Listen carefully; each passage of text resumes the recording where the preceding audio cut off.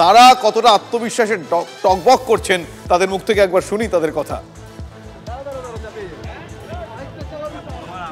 শুভজিৎ, আর কিছুক্ষণ বাকি, তারপরেই কিন্তু কিক অফ শুরু হয়ে যাবে এবং এই মুহূর্তে যুব ভারতীর বাইরে ইস্ট বেঙ্গল আর মোহনবাগান দুই দলে টকবক করে ফুটছে। একটু ইস্ট বেঙ্গল জানার চেষ্টা করবো।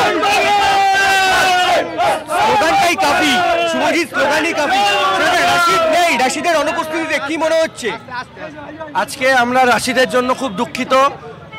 রাশিদের পিতৃবিয়োগে আমরা সবাই ওর পাশে আছি, কিন্তু একটাই কথা বলতে চাই সমগ্র ইস্ট বেঙ্গল সমর্থকদের, মাঠে কিন্তু 10 জন খেলবে না, মাঠে 11 জনই খেলবে। আজকে আমরা রাশিদের জন্য অবশ্যই ম্যাচটা জিততে চাই, কিন্তু মাঠে 11 জন বাঙাল বাচ্চা আজকে খেলবে এবং আমরা 3 পয়েন্ট নিয়ে মাঠ ছাড়বো।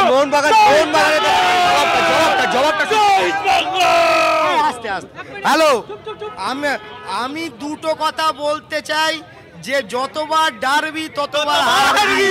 বক্তব্যটা আর কিছু না, মোহনবাগান মাঠে নামে জেতার জন্য।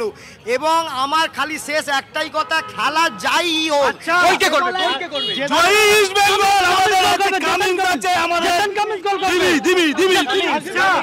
আজকে আমি একটা কথা বলতে চাই, আজকে যদি কোনো ব্যক্তি নির্ভর নয়, কোনো ব্যক্তি আজকে যদি ইস্ট বেঙ্গল যেতে কনফিডেন্স নেই, মোহনবাগান হারবে।